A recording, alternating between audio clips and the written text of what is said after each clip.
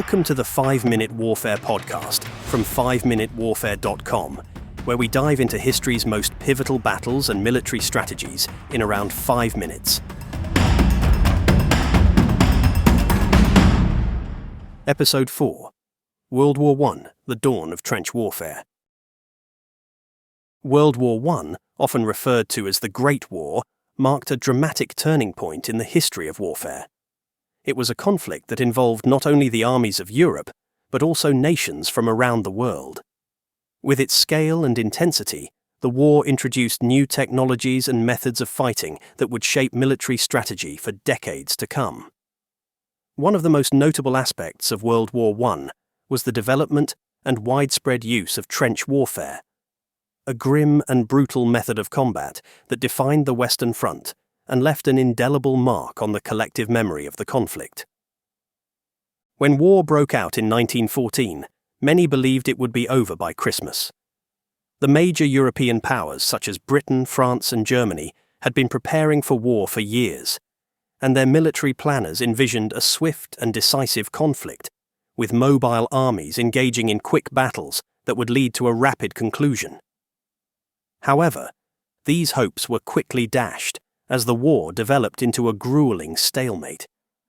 The old tactics of maneuver and cavalry charges proved to be woefully inadequate against the deadly firepower of modern weaponry, particularly machine guns and artillery.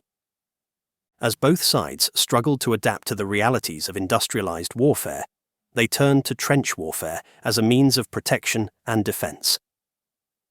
The Western Front, stretching from the North Sea to the Swiss border, became a network of trenches, barbed wire, and fortified positions. Trench systems on both sides extended for hundreds of miles and were often dug into the ground as a desperate attempt to escape the murderous onslaught of enemy fire. By late 1914, the war had become a static affair, with both sides dug into their positions, unable to advance significantly or break through the enemy lines. Life in the trenches was harsh and unforgiving. Soldiers lived in cramped, muddy conditions, exposed to the elements and the constant threat of enemy fire. The trenches were often infested with rats and lice, and the soldiers had to endure the foul stench of rotting bodies and human waste. The constant shelling and sniper fire meant that even a moment's carelessness could result in death or injury. Disease, particularly trench foot, a painful condition caused by prolonged exposure to damp and unsanitary conditions, was rampant, and the psychological toll of trench warfare was immense. Many soldiers suffered from what was then called shell shock, now recognized as post-traumatic stress disorder, PTSD. The nature of trench warfare was defined by its defensive posture. Both sides built elaborate systems of trenches that included frontline trenches, support trenches, and reserve trenches. The area between the opposing trenches, known as no man's land, was a desolate wasteland of barbed wire, craters, and debris. Attempts to cross no man's land and assault the enemy trenches were often met with devastating machine gun fire and artillery bombardments. This made frontal assaults incredibly costly, with thousands of men being killed or wounded for minimal gains in territory. Despite the horrors of trench warfare, military leaders on both sides continued to rely on mass infantry assaults in an attempt to break the deadlock. These offensives, often referred to as going over the top, involved soldiers climbing out of their trenches and charging across no man's land towards the enemy lines. The attacking troops were often mowed down by enemy machine guns before they could even reach the opposing trenches, resulting in horrific casualties. Battles such as the Somme and Verdun became infamous for their high death tolls and the seeming futility of the fighting. At the Battle of the Somme, for instance, the British suffered nearly 60,000 casualties on the first day alone, making it one of the bloodiest days in British military history. One of the reasons trench warfare was so difficult to break was the defensive advantage it provided. Machine guns, artillery, and barbed wire made it extremely difficult for attackers to advance without suffering heavy losses. In contrast, defenders, who were protected by their trenches and fortified positions, could inflict severe damage on attacking forces while remaining relatively sheltered. This led to a situation where both sides became entrenched, and the war devolved into a bloody stalemate. Efforts to break the stalemate led to the introduction of new technologies and tactics. Poison gas, first used by the Germans at the Second Battle of Ypres in 1915, became one of the most feared weapons of the war.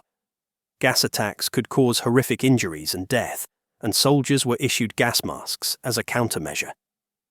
Tanks were also introduced for the first time during World War I. These armoured vehicles were designed to break through enemy lines and cross no man's land, though their early versions were slow and prone to mechanical failure. Over time, however, tanks became a crucial part of modern warfare. Airplanes, initially used for reconnaissance, also played an increasingly important role as the war progressed. Dogfights between fighter planes became a new and deadly aspect of the conflict, and both sides began to develop strategies for bombing enemy positions from the air. While these innovations did not immediately end the stalemate, they represented the beginning of a shift away from trench warfare and towards more mobile forms of combat. By 1917, both sides were exhausted by the stalemate on the Western Front, and the human cost of the war was becoming unbearable.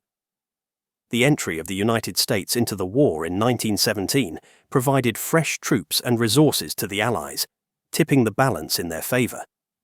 In 1918, a series of Allied offensives, combined with the internal collapse of Germany, finally broke the deadlock. The armistice was signed on the 11th of November 1918, bringing an end to the fighting. World War I had a profound and lasting impact on the way wars were fought. Trench warfare, with its emphasis on defence and attrition, exposed the limitations of traditional military strategies in the face of modern technology. The war demonstrated the devastating power of industrialized warfare, where the scale of destruction was unlike anything previously seen in history. Although trench warfare itself would not dominate future conflicts to the same extent, its legacy lived on in the lessons learned and the tactics developed during the war. The psychological and emotional scars left by the trenches endured long after the war had ended. For the soldiers who survived, the memory of the mud, blood, and terror of trench warfare would remain with them for the rest of their lives. World War I, with its unprecedented scale of suffering, became known as the war to end all wars. However, as history would later show, it was only the beginning of a new era of conflict.